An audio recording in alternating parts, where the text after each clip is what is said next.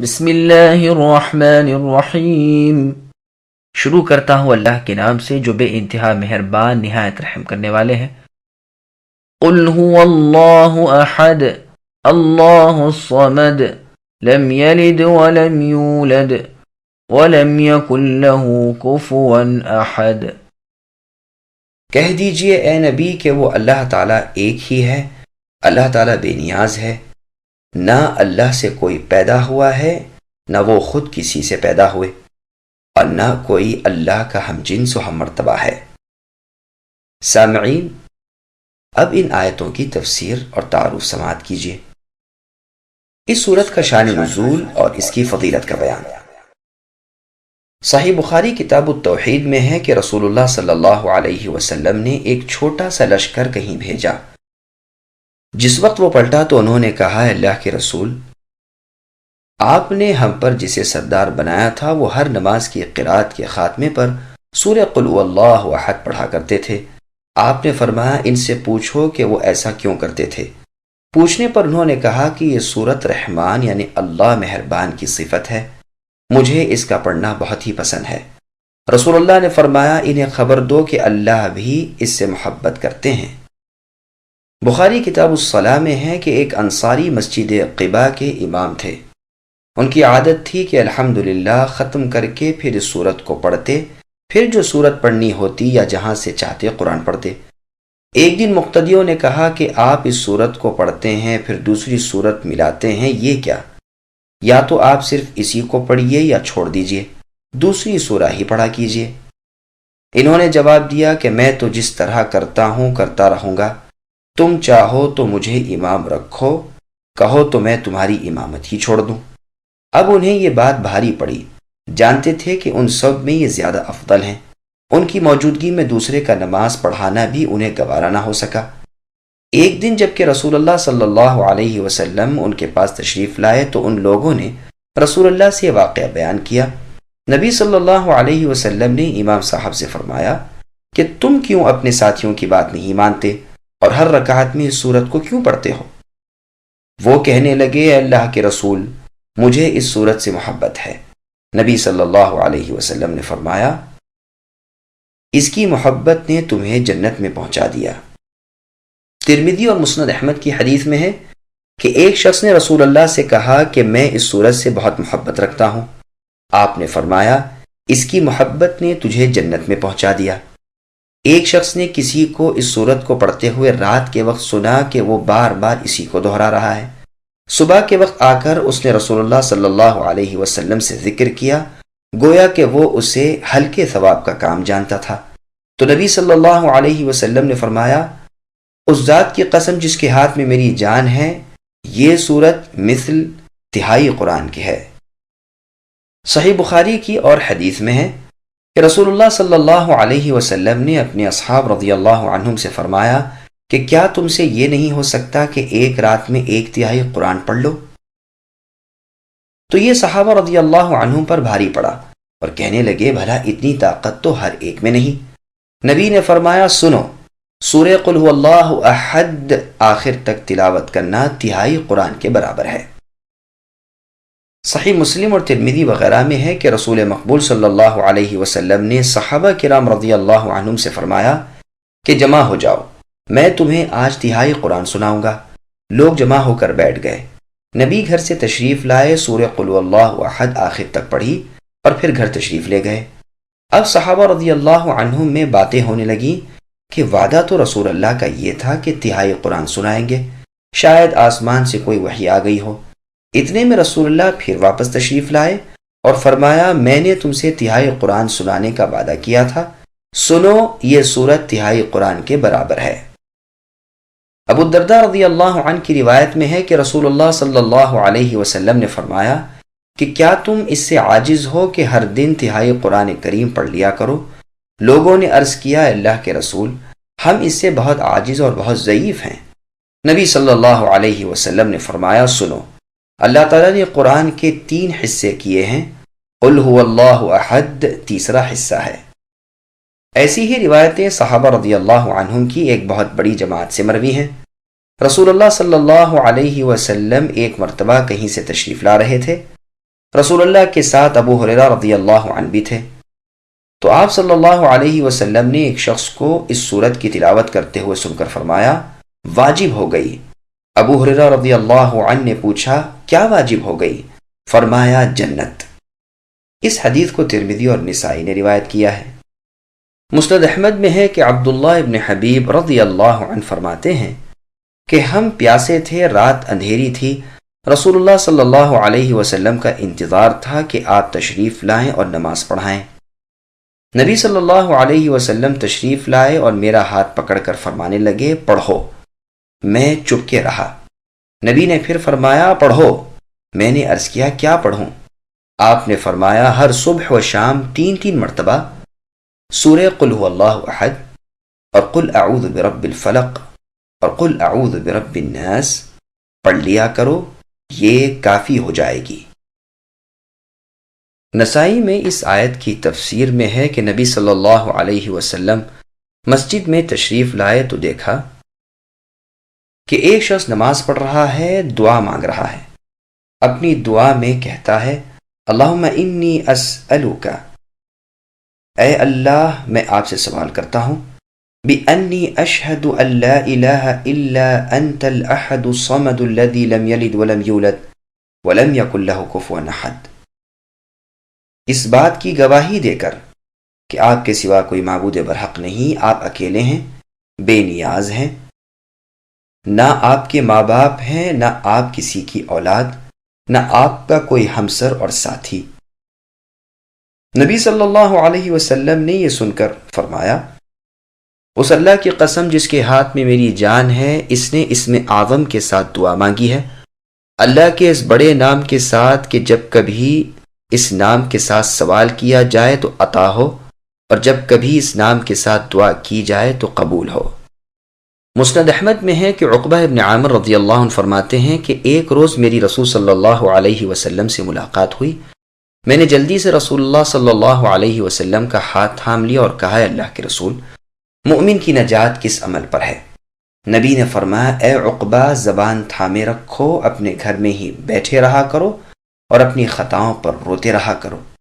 پھر دوبارہ جب رسول اللہ صلی اللہ علیہ وسلم سے میری ملاقات ہوئی تو آپ نے خود میرا ہاتھ پکڑ لیا اور فرمایا عقبہ کیا میں تمہیں تورات اور انجیل اور زبور اور قرآن میں اتری ہوئی تمام صورتوں سے بہترین صورتیں بتاؤں؟ میں نے کہا ہاں اے اللہ کے رسول، ضرور ارشاد فرمائیے۔ اللہ تعالیٰ مجھے آپ پر فدا کرے۔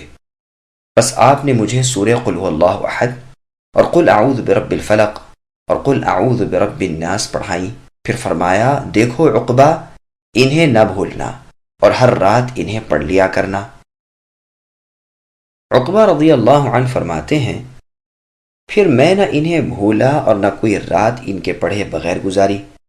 میں نے پھر رسول اللہ صلی اللہ علیہ وسلم سے ملاقات کی اور جلدی کر کے آپ کے دست مبارک کو اپنے ہاتھ میں لے کر عرض کیا کہ اے اللہ کے رسول مجھے بہترین اعمال کا ارشاد فرمائیے۔ نبی نے فرمایا سنو، جو تجھ سے توڑے یعنی رشتہ داری تو اس سے جوڑ، جو تجھے محروم رکھے تو اسے دے، جو تجھ پر ظلم کرے تو اس سے درگزر کر اور معاف کر دے۔ صحیح بخاری میں عائشہ رضی اللہ عنہا سے مروی ہے کہ نبی صلی اللہ علیہ وسلم رات کے وقت جب بستر پر تشریف لے جاتے تو ہر رات ان تینوں صورتوں کو پڑھ کر اپنی دونوں ہتھیلیاں ملا کر ان پر دم کر کے اپنے جسم مبارک پر پھیر لیا کرتے، جہاں تک ہاتھ پہنچاتے، پہلے سر پر، پھر منہ پر، پھر اپنے سامنے کے جسم پر 3 مرتبہ اسی طرح کرتے۔ توحید الہی کا بیان۔ اس صورت کے نازل ہونے کی وجہ پہلے بیان ہو چکی ہے۔ اکرمہ رحمۃ اللہ علیہ فرماتے ہیں کہ یہود کہتے تھے کہ ہم عزیر علیہ السلام کو پوجتے ہیں جو اللہ کے بیٹے ہیں، اور نصرانی کہتے تھے کہ ہم عیسیٰ مسیح علیہ السلام کو پوجتے ہیں جو اللہ کے بیٹے ہیں، اور مجوسی کہتے تھے ہم سورج چاند کی پرستش کرتے ہیں، اور مشرک کہتے تھے ہم بت پرست ہیں۔ تو اللہ تعالیٰ نے یہ صورت اتاری کہ اے نبی آپ کہہ دیجئے کہ ہمارے معبود برحق تو اللہ تعالیٰ ہیں جو واحد ایک ہیں اور احد اکیلے ہیں، جس جیسا کوئی نہیں، جس کا کوئی وزیر نہیں، جس کا کوئی شریک نہیں، جس کا کوئی ہمسر یعنی برابر کا نہیں، جس کا کوئی ہم جنس نہیں، جس کا برابر کوئی نہیں، جس کے سوا کسی میں الوہیت نہیں۔ اس لفظ کا اطلاق صرف اللہ ہی کی ذات پر ہوتا ہے۔ وہ اپنی صفتوں میں اور اپنی حکمت بھرے کاموں میں یکتا اور بے نظیر ہے۔ وہ صمد ہے، یعنی ساری مخلوق اللہ کی محتاج ہے، اور وہ سب سے بے نیاز ہے۔ ابن عباس رضی اللہ عنہما سے مروی ہے کہ صمد وہ ہے جو اپنی سرداری میں، اپنی شرافت میں، اپنی بزرگی میں اور اپنی عظمت میں، اپنے حلم و علم میں، اپنی حکمت و تدبر میں سب سے بڑا ہوا ہو۔ یہ صفتیں صرف اللہ تعالیٰ جل شانہ میں ہی پائی جاتی ہیں۔ اللہ کا نہ ہمسر ہے، نہ اللہ کے جیسا کوئی ہے۔ وہ اللہ سبحانہ و تعالیٰ سب پر غالب ہیں اور اپنی ذات و صفات میں یکتا اور بے نظیر ہے۔ صمد کے یہ معنی بھی کیے گئے ہیں کہ جو تمام مخلوق کے فنا ہو جانے کے بعد بھی باقی رہے، جو ہمیشہ بقا والا، سب کی حفاظت کرنے والا ہو، جس کی ذات لا زوال اور غیر فانی ہو۔ عکرمہ رحمۃ اللہ علیہ فرماتے ہیں کہ صمد وہ ہے جو نہ کچھ کھائے، نہ اس میں سے کچھ نکلے، نہ وہ کسی میں سے نکلے، یعنی نہ اس کی اولاد ہو نہ ماں باپ۔ یہ تفسیر بہت اچھی اور عمدہ ہے، اور ابن جریر رحمۃ اللہ علیہ کی روایت سے ابی بن کعب رضی اللہ عنہ سے صراحتاً یہ مروی ہے جیسے کہ پہلے گزرا، اور بہت سے صحابہ رضی اللہ عنہم اور تابعین رحمۃ اللہ علیہم سے مروی ہے کہ صمد کہتے ہیں ٹھوس چیز کو جو کھوکھلی نہ ہو، جس کا پیٹ نہ ہو۔ شعبی رحمۃ اللہ علیہ کہتے ہیں جو نہ کھاتا ہو نہ پیتا ہو۔ عبداللہ ابن زید رحمۃ اللہ علیہ فرماتے ہیں صمد وہ نور ہے جو روشن ہو اور چمک دمک والا ہو۔ حافظ ابو القاسم طبرانی رحمۃ اللہ علیہ اپنی کتاب السنہ میں لفظ صمد کی تفسیر میں ان تمام اقوال وغیرہ کو وارد کر کے لکھتے ہیں کہ دراصل یہ سب سچے ہیں اور صحیح ہیں۔ یہ کل صفتیں ہمارے رب عز و جل میں ہیں۔ اللہ کی طرف سب محتاج بھی ہیں، وہ سب سے بڑھ کر سردار اور سب سے بڑے ہیں۔ اللہ کو نہ پیٹ ہے، نہ وہ کھوکھلے ہیں، نہ وہ کھائے نہ پیے، سب فانی ہیں اور وہ باقی ہے، وغیرہ۔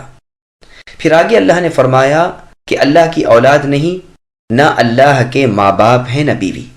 جیسے اور جگہ اللہ نے فرمایا بدیع السماوات والارض انا یکون له ولد ولم تکن له صاحبہ وخلق كل شيء، یعنی وہ اللہ زمین و آسمان کے پیدا کرنے والے ہیں۔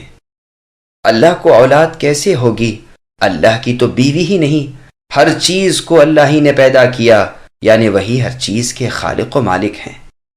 پھر اللہ کی مخلوق اور ملکیت میں سے اللہ کی برابری اور ہمسری کرنے والا کون ہوگا؟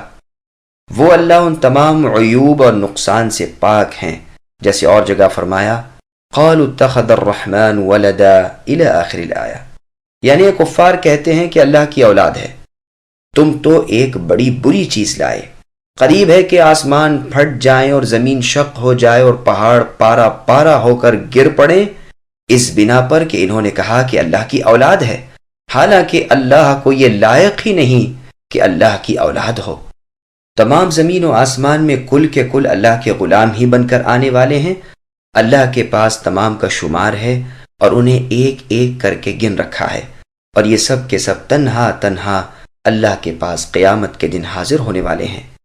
ایک اور جگہ اللہ فرماتے ہیں وَقَالُوا اتَّخَذَ الرَّحْمَنُ وَلَدًا سُبْحَانَهُ إِلَى آخِرِ الْآیَةِ، یعنی ان کافروں نے کہا کہ رحمان کی اولاد ہے، اللہ اس سے پاک ہے، بلکہ وہ تو اللہ کے باعزت بندے ہیں، بات میں بھی اس سے سبقت نہیں کرتے، اللہ ہی کے فرمان پر عمل پیرا ہیں۔ ایک اور جگہ اللہ نے فرمایا وَجَعَلُوا بَيْنَهُ وَبَيْنَ الْجِنَّةِ نَسَبًا إِلَى آخِرِ الْآیَةِ، یعنی انہوں نے اللہ تعالیٰ کے اور جنات کے درمیان نسب قائم کر رکھا ہے، حالانکہ جنات تو خود اللہ کی فرما برداری میں حاضر ہیں۔ اللہ تعالیٰ ان کے بیان کردہ عیوب سے پاک اور برتر ہے۔ صحیح بخاری میں ہے کہ ایذا دینے والی باتوں کو سنتے ہوئے صبر کرنے میں اللہ تعالیٰ سے زیادہ صابر کوئی نہیں۔ لوگ اللہ کی اولاد بتاتے ہیں اور پھر بھی وہ اللہ انہیں روزیاں دیتے ہیں اور عافیت و تندرستی عطا فرماتے ہیں۔ بخاری کی ایک اور روایت میں ہے کہ اللہ تعالیٰ فرماتے ہیں کہ ابن آدم مجھے جھٹلاتا ہے حالانکہ اسے ایسا نہ چاہیے، مجھے گالیاں دیتا ہے اور اسے یہ لائق بھی نہ تھا۔ اس کا مجھے جھٹلانا تو یہ ہے کہ وہ کہتا ہے جس طرح اولن یعنی پہلی مرتبہ اللہ نے مجھے پیدا کیا ایسے ہی پھر نہیں لوٹائیں گے، حالانکہ پہلی مرتبہ کی پیدائش دوسری مرتبہ کی پیدائش سے آسان تو نہ تھی۔ جب میں اس پر قادر ہوں تو اس پر کیوں نہیں؟ اور اس کا مجھے گالیاں دینا یہ ہے کہ وہ کہتا ہے اللہ تعالیٰ کی اولاد ہے، حالانکہ میں تنہا ہوں، میں ایک ہی ہوں، میں صمد یعنی بے نیاز ہوں، نہ میری اولاد، نہ میرے ماں باپ، نہ مجھ جیسا کوئی اور۔ سامعین، الحمدللہ سورۃ الاخلاص کی تفسیر مکمل ہوئی۔